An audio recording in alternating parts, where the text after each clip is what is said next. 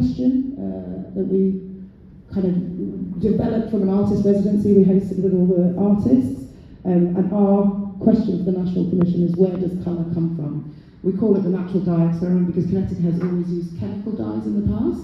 We're really interested into moving into only using natural dye, but it does come with its challenges. With chemical dye, you can run really good community engagement workshops where you can paint straight onto the silk.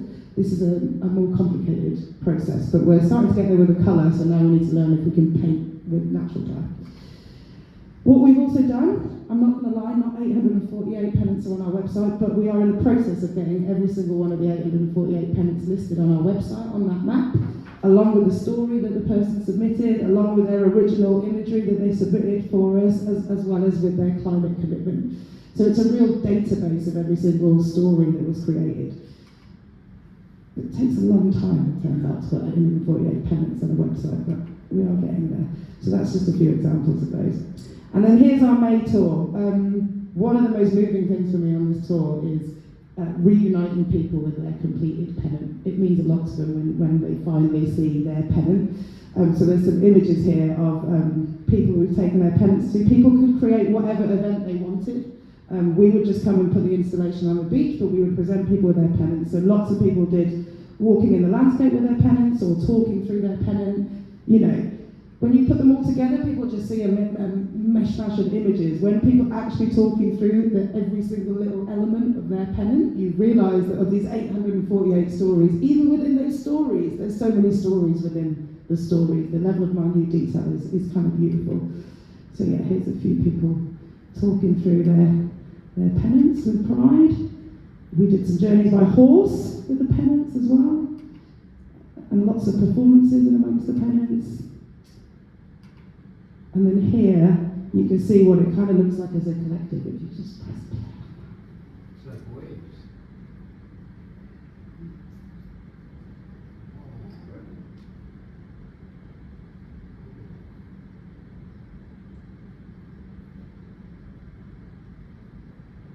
So yeah, a wave is a good description. People also said like a shoal of fish. Yes. I was quite proud of this one. As it zooms out, you can see that it is in the shape of a fish.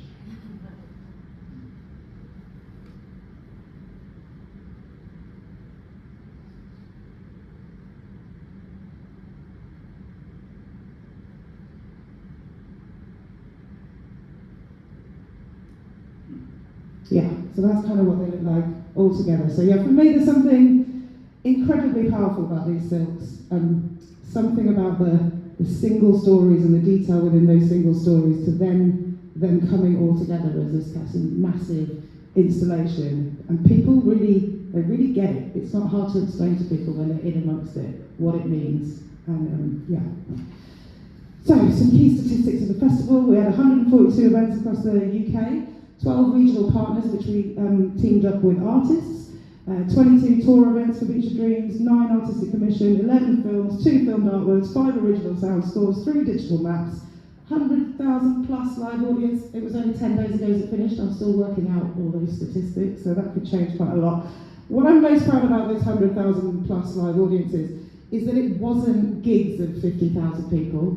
That is made up nearly entirely of hundreds of small events with 10 people, 20 people, 30 people. Each of those 142 events across the UK, they may have worked with 3 or 4 or 5 different community groups of 5 people, 6 people, 7 people. This project is about thousands and thousands of small actions, not one big spaceship, you know? Quick survey feedback again, we're just pulling this all together. But the one that I thought was really important was 76% of audiences after coming to one of the event intended to take action to look after the coast. That made me very happy. That was our intention at the beginning of this. How am I doing for time? A few more minutes? Okay. I'll talk you through some of the artist commissions then. This one I'll talk about a bit more, and the others I'll whiz through.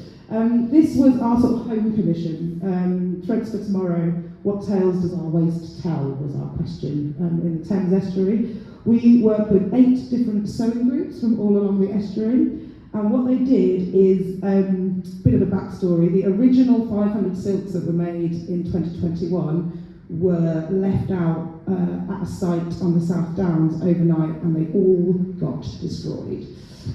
They got destroyed in a storm, and they got torn to pieces. We did remake those 500 silks because we literally felt like we'd destroyed 500 dreams. So at our own cost, we remade those 500 silks. But what this group did is they took those shattered silks and they re-embroidered them back together, along with waste that they collected from the Thames estuary by going on walks along the Thames estuary. The groups, one representative from each of the 8 groups would meet once a month and they would share different embroidery techniques from all around the world. And through that process, they each created a panel which became part of these 2 boat structures, which then went on tour with us for the whole of May, and where we collected our climate commitments. So this was the event that happened.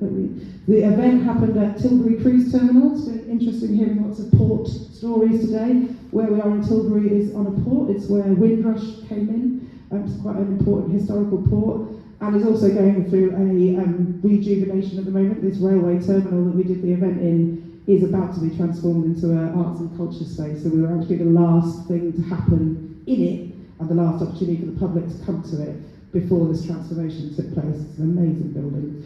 But yeah, we did a performance with local karate group, local twirling group, animating these boats to life, really. And a big procession. We're obsessed with processions. You've got to be marching down the street waving the flags.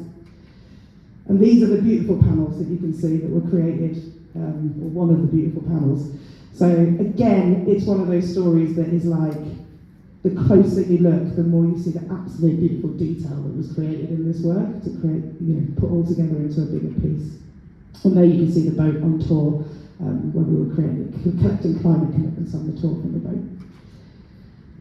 This was our second event of the gig, which was in Aldborough. Not actually one of our official artist commissions or with a regional partner, but we were asked at the very last minute to do a dawn chorus sunrise gig in Aldborough. So we got up at 3 in the morning to rig the flags and did a sunrise gig. Obviously there was no sun because it was England and it was cloudy, but it was still very beautiful, and we had a choir of around 50 people sing a newly composed ode to this part of the Suffolk coastline.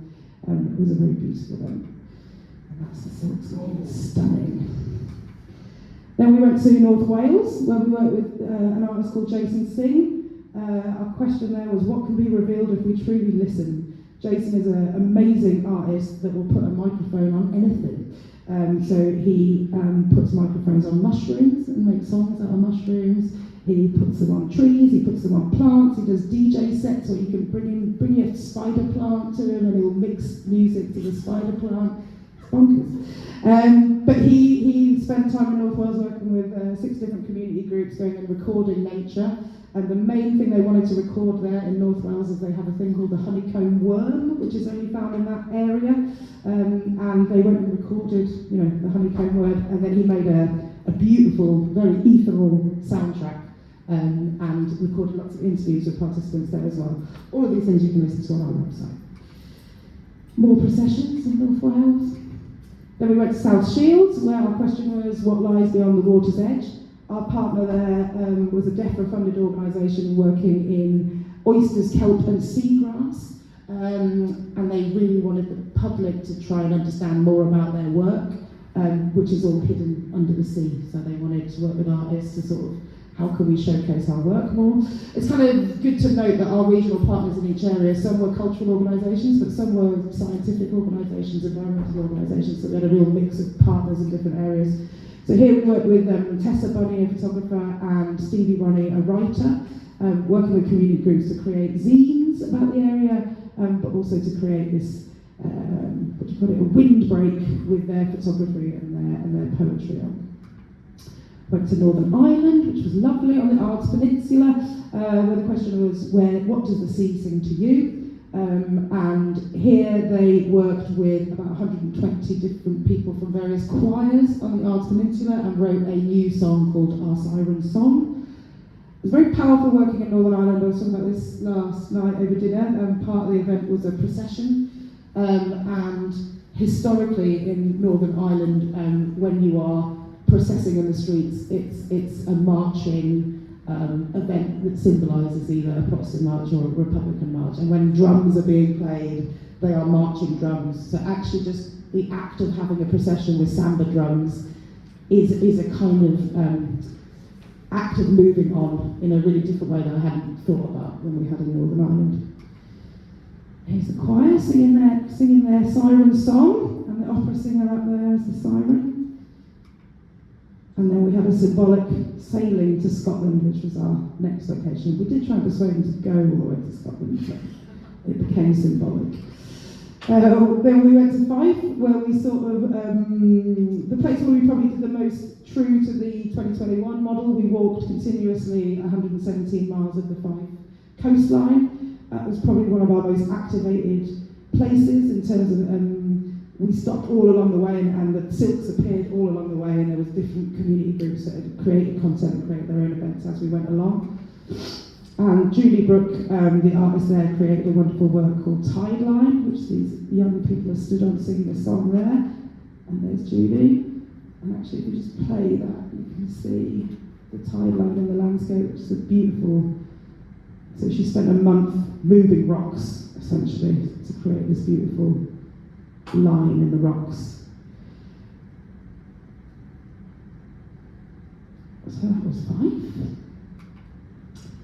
Findhorn Bay, another good example of someone that wasn't actually one of our regional partners, but they just really ran with it. They came to our natural dye residency where we taught how to do natural dyeing, and then they went off and just made 100 of their own pennants, so they really ran with it themselves. Cleethorpes, big up the Grimsby Harvest, I don't know the name anymore, but Cleethorpes, another example, not a regional partner, but North East Lincolnshire Council contacted us, said they wanted to put some money into it and created an amazing programme of activity for a few months in Cleethorpes and Grimsby. And then we went to Harwich, Orkney and Great Yarmouth, where we worked on a Historic England funded project looking at what role does the shifting coastline play in shaping our collective dreams. I got to sail in that boat with the pennants on the boat, that was fun. Felix Day, and then we finished in Great Yarmouth, where we looked at how do temporary sustainable structures build shared identity and learning. So here we worked with various artists that use bamboo, so Simoso, the French company, No Fixed State Circus and their bamboo show, and a company called Bambooology. And it was really nice at this, it's a big arts festival in Great Yarmouth, Out There Arts, but all our installations had to keep moving around each other because they were growing and building throughout the day, so it was a very beautiful time to be there. But yeah, that's where we finished off. And I think I've got one more little video that I'll play, which was from the Threads of Tomorrow project.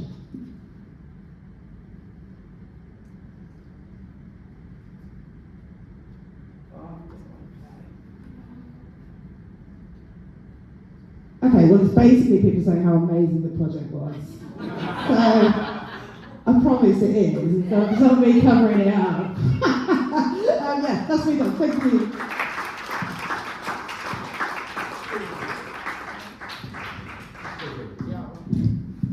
Go away. I'm not going to try to match this because we were talking about two different things. I just want to say something about Brindisi, just to bring Italy and Southern Europe into this. I worked for the last year and a half with the city of Brindisi as a candidate to be the Italian capital of culture. And the focus was on Brindisi as a port city. Now, Brindisi, very much what we were talking about with Damien and Jacek before, what I think comes up here, is this question, this balance between nostalgia and authenticity. And Brindisi is a city that was, like I mentioned before about Taranto, a city which had a port history, it was a fishing village, above all it was a refuge. It was a place for thousands of years. This was the place where the Crusades went to Jerusalem. This was, Brindisi was the beginning place of travel from Europe out into the world, across the Adriatic Sea to Greece, to Albania. And it was that way for thousands of years. And so there is this identity in the city of people that really believe that they are children of the port. But the port had become, after many years, and it was the first thing you said to me as well, Aniela, when we talked about it, was the place where you went to Greece on vacation. All of the youth of Europe went to Brindisi, stayed there less than 24 hours, jumped on a boat and went to Greece, and came back. And there's a very beautiful, I can't show it to you, but documentary about all the Italian boys in Brindisi, waiting around by the boats for all of the European girls, or Scandinavian girls, that were coming in on their way to Greece, who met them and were desperately trying to keep them to stay one night more in Brindisi. And it was an incredible sense of relationship. Now what happened was Brindisi's identity was radically changed. It was turned into a petrochemical industry, a major port for NATO, that petrochemical industry is dead and has to die, and there are some that still have to be closed down, but by European environmental law and also because it's not economic anymore. It happens in other places. So what we define, and I just want to say this as in terms of something of what we've been talking about today, is in our dossier. We call it, the dossier is called Navigating the Future. And basically what we define is a series of lighthouses. We choose cultural points in the city and we say these should become lighthouses to shine, because of course Brindisi was a port that offered refuge, and the lighthouse was the key. And I learned very early that thousands of years ago the first lighthouses were when pirates were coming, because it was about safety and the refuge of the harbor, that there was out of the farthest island, out of the end, they would build a fire. And that fire someone would see it and build the next fire, and they would build the next fire. So there was this passing of a fire, so that people could protect themselves before the pirates came into the place. It was also the place that thousands of sailors during the First and Second World Wars, ships that were sunk, that were saved by boats going out into the sea. So this combination of a lighthouse, or the idea of a cultural lighthouse, drove us into creating a vision for the city. What I found so difficult is coming to a city which is built on such industrial history, and it might be the same as in Skegness, it's built on recreational history or resort history, is to try to change that narrative for from a critical mass of the community. That the narrative is no longer about what we had been, but what we could be, carrying with us what we have been. And I don't know if it makes any sense, but this question of heritage as a bridge to our future. And we understood that when we were, as candidates, many of the Italian cities, as you well know, Italy is just filled with cultural heritage. There isn't a town in Italy that doesn't have an old 1500s theater or a church or churches or castles or whatever, and all of it has to be maintained somehow. But the maintaining of that history means that it also becomes further and further away from the contemporary citizens that live there. It becomes only they become places to attract visitors, to find the economic development that's necessary. So, to speak with you, come please and join me here a minute, because basically what I liked about today, after seeing the different presentations and finishing here now with this beautiful silk work, was there are two aspects, and one I would like to just ask you a question about, and then we could talk about it. Because this question of historical heritage being transformed into a contemporary artistic symbol, and it's pointed out with the Indian families that are making them, this artisanal authenticity being put into the hands of school kids and normal people.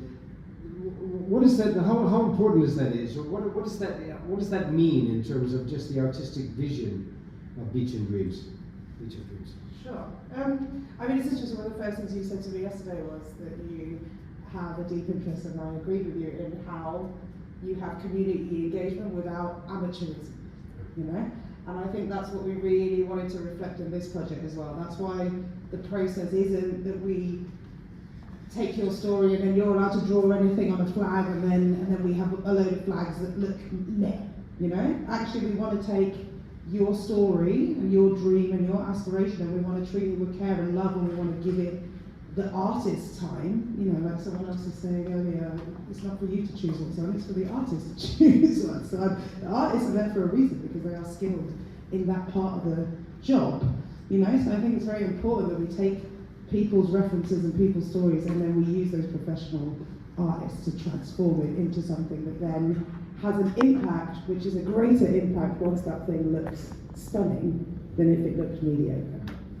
It's a beautiful combination as well in each of yours of these pennants of public art, but also movable art. This combination of moving and public is for me a new form, if we can call it new. It's actually the oldest form of all. If you look at the mystery plays and Moliere and taking a wagon, moving into town, setting up a stage, performing, putting it down, moving away again. But this combination of mobility and public accessibility offers us a whole other way of moving ourselves out of these closed spaces which have become theaters and which has therefore also separated the audience. That is, we get a certain audience which has the capacity to go into a building, buy a ticket, sit down in a chair, watch, listen, concentrate, and go home. But this audience it's reducing, because especially when we have so much home entertainment and all of this. So the question is, how do we reach out to people without invading their space? And one way of doing that, of course, is participation, that they are part of the creation without it becoming amateuristic. Mm-hmm. And the other part of it is that it's mobile. So I can actually, the example that I would really like to connect to this is when the pandemic hit in Italy. It was very hard here, not here, but in Italy.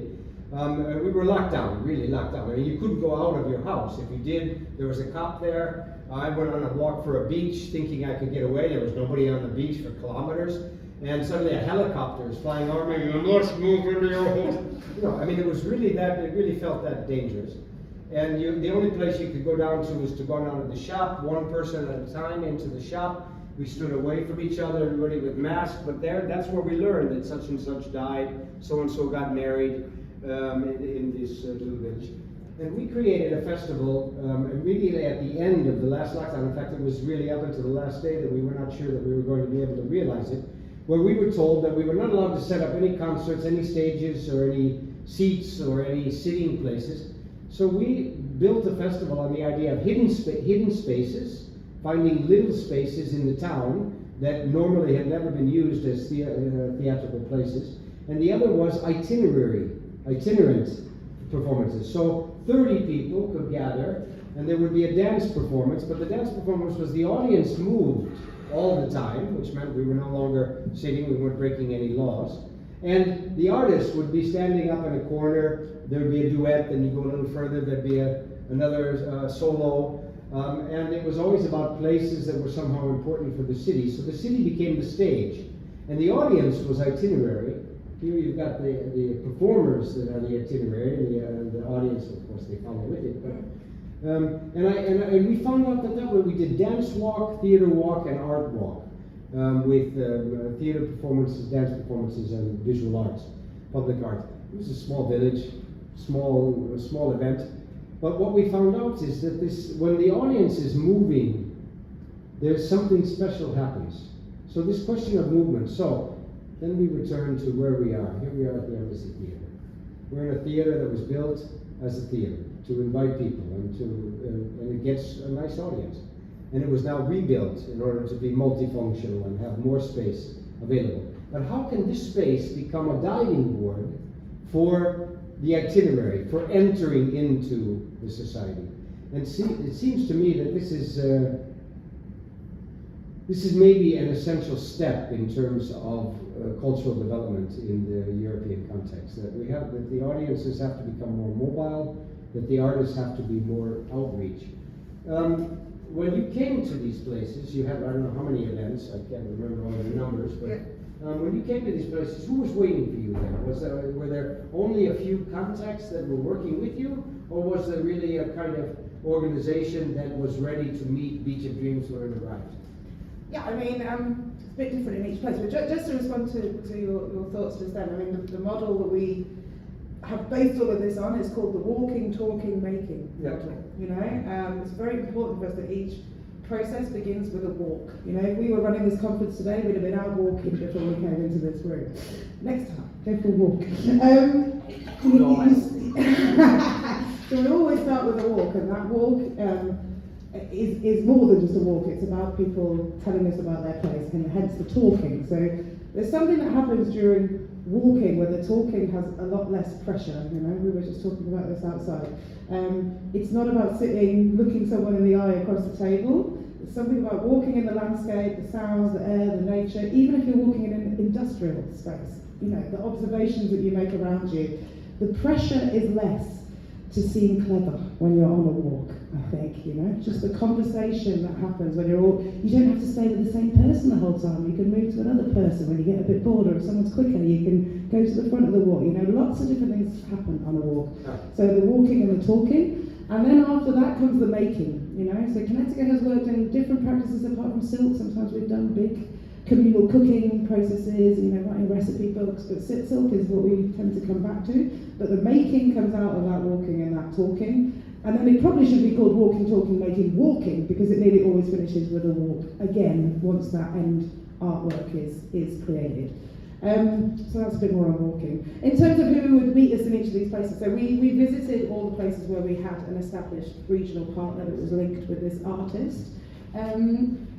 In some places, those partners were incredibly energized, and they created big regional hubs with multiple community groups, you know, that were very energized and had programmed whole schedules of activity.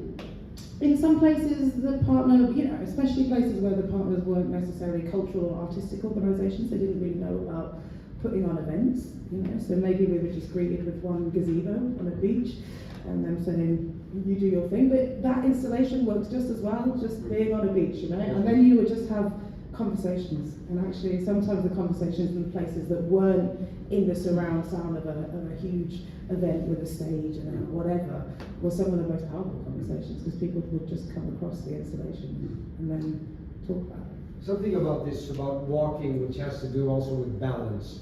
I usually say that the function of art is to put us out of balance, because every time we get in balance, we also get fixed and static, and we stop. The mind stops where just as you're saying, walking inspires another way of thinking. But there's another thing about walking that I found out, or that I imagined some years ago, and that is that when you walk, when you're on the back foot, you're solid. When you land on the front foot, you're solid. But just in between, just in that moment between when you put your weight on the front and you've left your weight on the back, you are really out of balance. You're fragile. And fragility seems to me be the strongest tool that we have for confronting the kind of oppression that we have. Learning to be safe in our fragility. And nothing can be more than that using that repeated fragility that comes from while you're carrying something beautiful, saying something beautiful, expressing, telling a story, instead of me standing here, you know, and telling you my story. Because this now I'm invading you in some way. I'm too important. It was the same thing as I said in the very first day about the recreating of the circle. That we need to get back to a point where it's not me on the stage and you in the public with all light on me and you in darkness. It's about the walking is something that you have to do together with someone. And if someone's going to listen to you, they're going to have to walk with you. Okay. What more could I say? Is there anyone who would like to respond to all of this? Or has any question or thoughts? I mean, I don't want to keep everyone today. It's been a long, long day. The people that are still here, it's wonderful. Anything that you would like to comment on? Any of the people? Rachel, have you been around? Rachel, please. I just wanted to say I appreciate that you started from a position of hope. And I think there's a constant narrative to talk, you know, there are genuinely terrible things happening in the world right now. There are also lots of really wonderful and good things in our communities and in our places and for individuals putting one foot in front of the other. And I think hope can be described quite naive, kind of utopian hope. there's an educated hope. You're practicing a kind of educated hope, and that's not my phrase, that's an academic journal phrase. But yeah, a kind of educated hope that's data-driven, that's proven, that relies on expertise. We talked about artistic expertise today, and the idea that co-creation is not, oh, hello, worthy participants, tell us what you want and you can have it. Yeah. But actually, we bring our expertise, you bring your lived experience, we create something more visible of us. And I just wanted to reflect that I appreciate that you started from a position of educated hope, that all things are possible. And hope and a bit of naivete also. Huh? A little bit of, I really miss that. Yesterday was Brian Wilson from the Beach Boys who died, and I thought, Jesus, I mean, we really needed some of that good vibrations and Little Surfer Girl and, when do you hear that now any longer? We become so overwhelmed by our own fear that we can no longer express the reality that 99.9% of the time on this earth, people are sitting down, talking with each other, sharing things, buying things, making love, taking care of their children, taking care of each other's children. This is what's going on. It's like, and yet, as our dear friend Goran Stefanovsky used to say about the wars in Yugoslavia, he said, 1% of the population kept 99% of the population hostage. We were all so hung up on the violence that they were doing and the oppression that they were doing that we forgot that actually none of us are really doing that very much. When was the last time any of us hit somebody? I mean, seriously, maybe I pushed my friend sometime when I got pissed off, but I mean, I wasn't out to kill him. And so, I mean, I think that maybe that's maybe the function of art also. And I don't want to be naive. I don't think art shouldn't be dramatic, tragic, aggressive sometimes, But my master and teacher, Judith Malina, always used to say that, to show the oppression is very dramatic and very easy. But to show the revolution, to show liberation, freedom, that's the hardest thing in the world.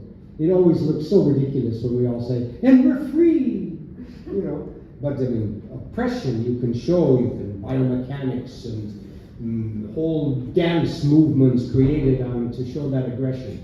But to show liberation, how do we do that? And this is a beautiful example, I think, that Beach of Dreams does something about liberation. We were free.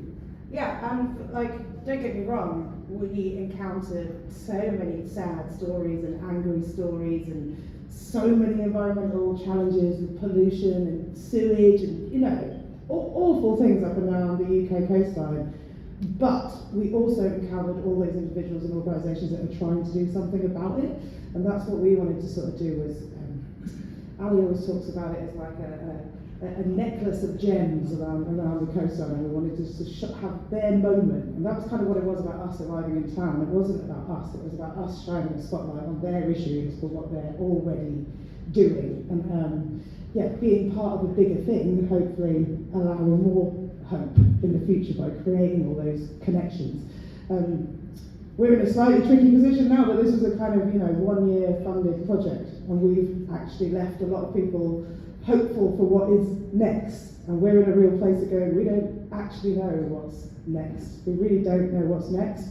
We just know that we're getting thousands of emails saying what's next. So it's a big consideration for us is we've activated all these people. We've got all these people chomping to do more. Question mark, what's next? We're having a big forum in Weymouth in September on the 19th and 20th, if anyone would like to join us. It's called the Activate Festival, where we'll be discussing the legacy of Beach of Dreams and what to do, because I don't think we can just wrap it in a nice little bow and say, we've done that arts project. Anyone else? Jens? Yeah, I just want to ask, what did the walking part actually mean in terms of commitment and engagement in the project? Do you think that had a special impact on how the project was carried out? And then also, I'd like to know the balance between men and women. Is it something that appeals more to one group or the other than the other, or was there actually a balance? So in terms of the walking, I mean, this whole thing started from Ali's own practice of walking, and that's why we encouraged it. When we commissioned the 10 artists, we said that they had to create their work by walking with people in the landscape. That had to be the sort of first steps to their work. And that's because lots of these artists we tried to commission them from kind of close to where the work was being created, but they didn't necessarily work in that direct landscape. So we wanted them to walk with local people in that landscape and use that to reflect and create their piece of work. And also, as I talked earlier about those conversations that come out of walking, we wanted that to sort of inform the work.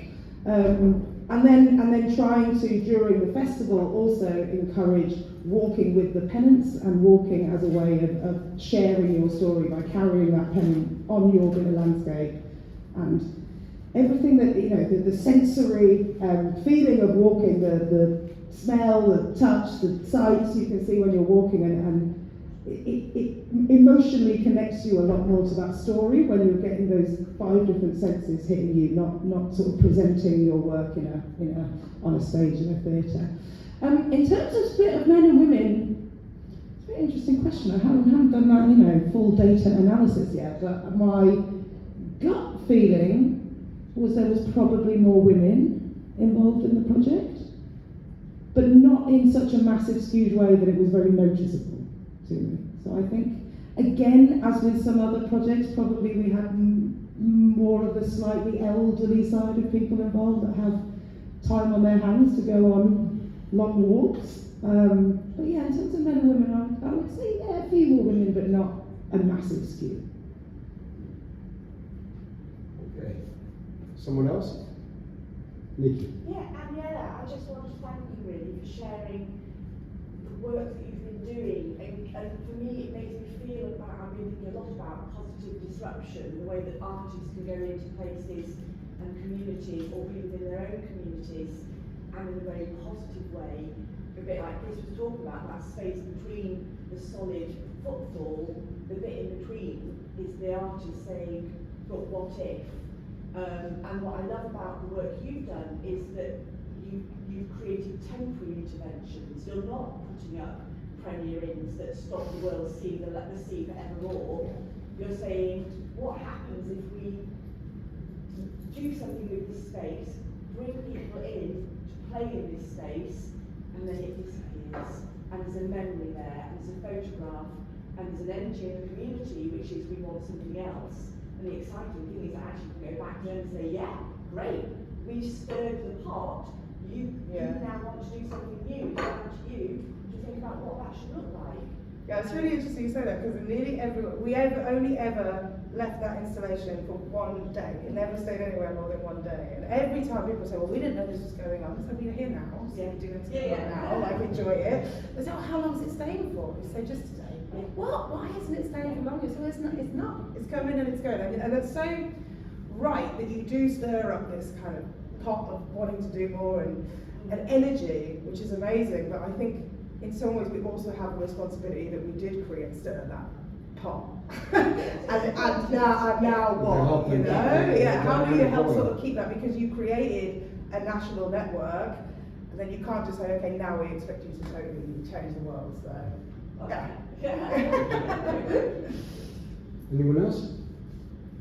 Okay, let's finish the evening. I would like to just finish with one short piece of poetry from Ezra Pound, which was the last line in a performance that I did with the Living Theatre many years ago. It was a very debated last line, because Ezra Pound was a supporter of Mussolini's fascism.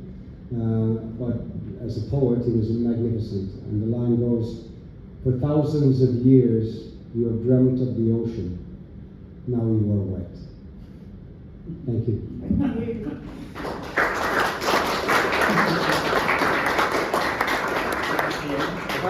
Tomorrow morning we meet, just to, we're at the end. I don't know if you have any housekeeping, Adam, but tomorrow there won't be these kinds of presentations. It's you and the others who will come back, I hope, we will be talking about the future. So basically we want to get together and say, because the big question that came up that someone asked earlier today was the question that was asked earlier today was, how do we keep this going, and how can small arts organizations survive in this? And I'm convinced that I think that small arts organizations are the future, but not because they're small, but because they can easily connect with many others, and we can create quite large-scale networks. And the reality is that it's almost a political idea, because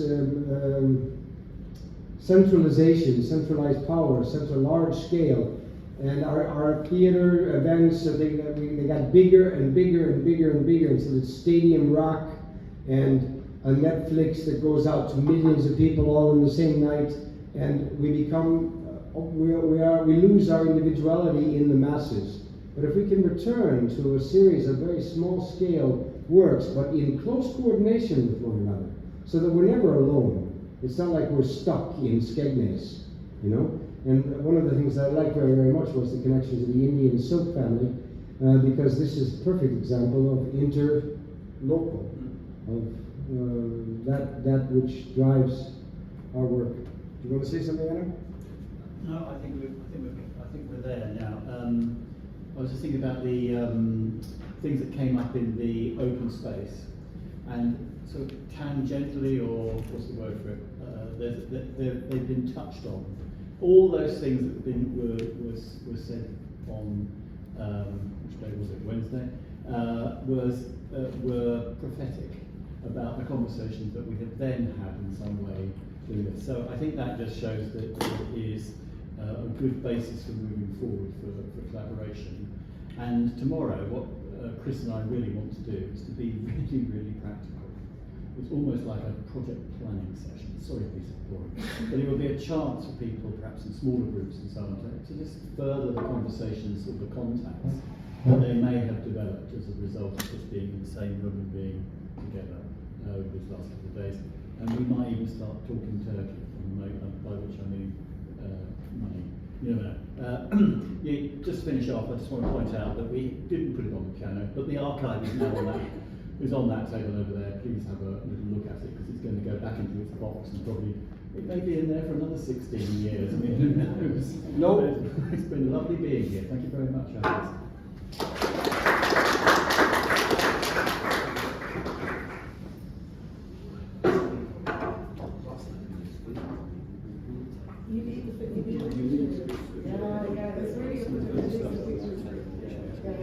Some of that stuff on that table.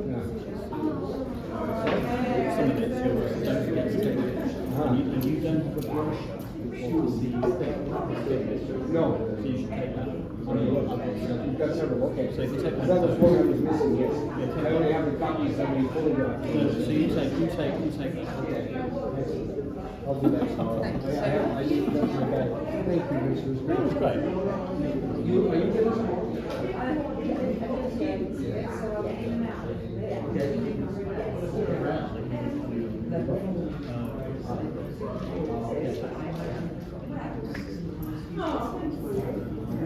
And I'm going to find out if there's any connections between the production and your production capacity for production capacity, or something even together with